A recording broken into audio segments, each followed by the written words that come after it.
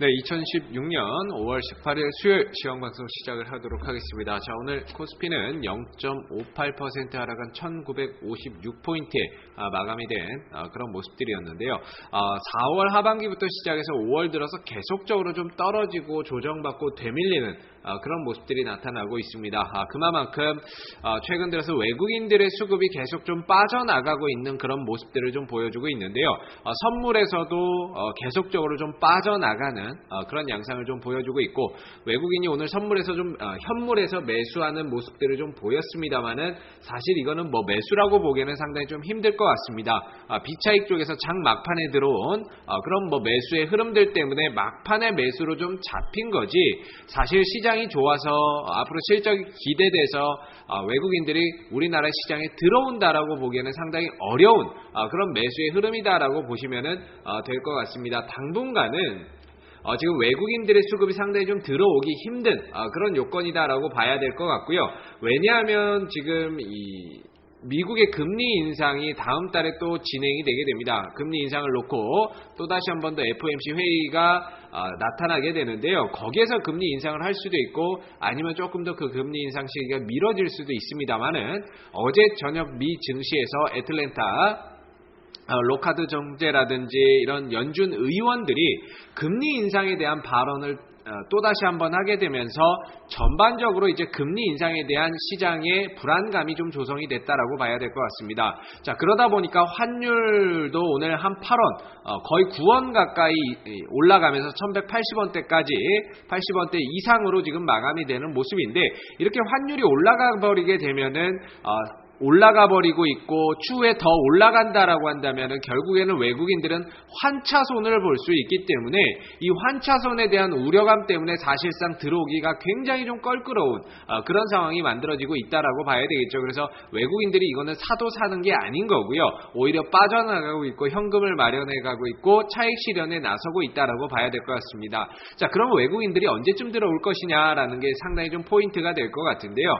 일단은 한 6월 말 정도, 6월 달에 미국의 FOMC 회의는 좀 지나보고 여기에서 금리 인상을 하던 아니면 금리 인상 시기가 좀 미뤄지던 간에 어떠한 결과물이 좀 나와줘야 그 불확실성이 해소가 돼야 외국인들도 본격적인 포지션을 잡고 들어올 가능성이 상당히 좀 클 것 같습니다. 그만큼 당분간은 지금 시장이 약세 흐름들을 이어나갈 수밖에 없는 그런 장세이고요.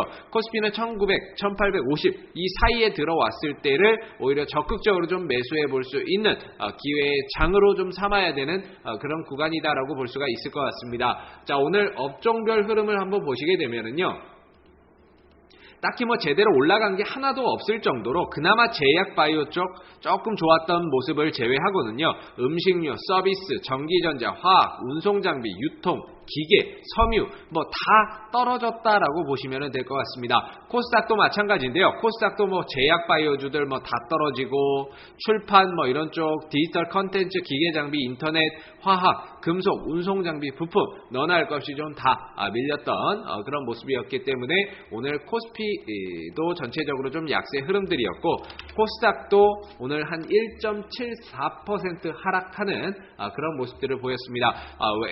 일단은 셀트리온의 하락했던 부분들이 상당히 좀 컸다라고 봐야 될 것 같고요. 그동안에 좀 잘 버티던 셀트리온이 추가적으로 무너지면서 전반적인 시장 하락을 지금 유발을 하고 있다라고 봐야 될 것 같습니다. 이렇게 되면은 아마 한 8만원대, 85,000원, 8만원 여기까지도 좀 더 내려올 수 있다라고 본다면 결국에는 시장은 조금 더 조정을 받을 여지가 남아 있다라고 보는 게 맞을 겁니다.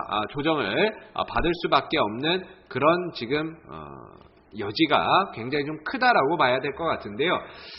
외국인들 수급도 뭐 마찬가지로 코스닥도 또 들어오지 않고 있습니다. 오히려 매도가 나가고 있죠. 매도가 좀 나가면서 390억, 기관은 160억 정도 팔게 되면서 코스닥에서도 딱히 수급이 뒷받침되지 않는 가운데 대형주들이 무너지고, 대형주들이 무너지니까 시장이 빠지고, 시장이 빠지다 보니까 대형주들이 가지 못하는 이런 상황이 만들어지는데, 그러다 보니까 지금 개별 종목들 테마주들이 상당히 좀 강세를 보여주고 있는 그런 상황입니다. 오늘 같은 경우도 역시나 정치 관련 테마주들, 한창이라든지 뭐 CCS 뭐 이런 종목들, 그리고 뭐 이런 종목들이 대체적으로 좀 강세 흐름들을 좀 보였고요. 그 다음에 문재인 관련 테마주 중에서는 위노바, 그 다음에 우리들 제약 이런 종목들, 그리고 우리들 휴브레인 이런 종목들도 마찬가지고요.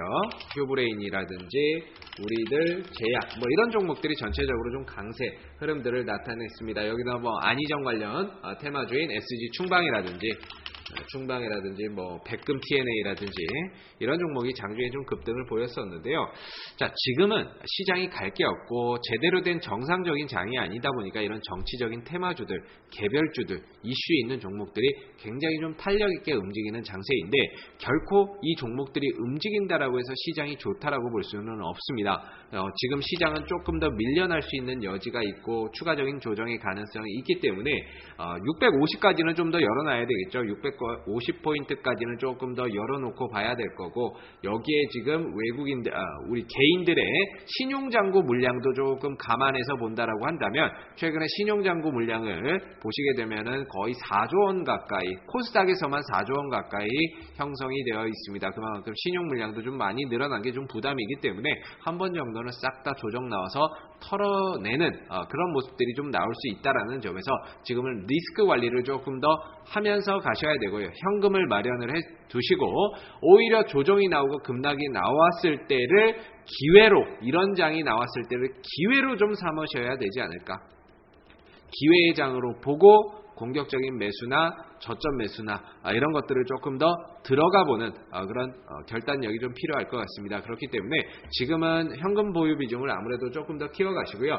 종목들 단타, 테마주나 이런 정치적인 이슈 있는 종목들, 이런 활성화 종목들 중심으로 해서 단타 매매를 조금 더 해보시고 이후에 시장이 떨어지고 난 다음에 공격적으로 들어가는 그런 전략을 좀 더 활용을 해보신다면은 남은 5월, 6월 달도 무난하게 좀 넘겨갈 수 있지 않을까 싶습니다.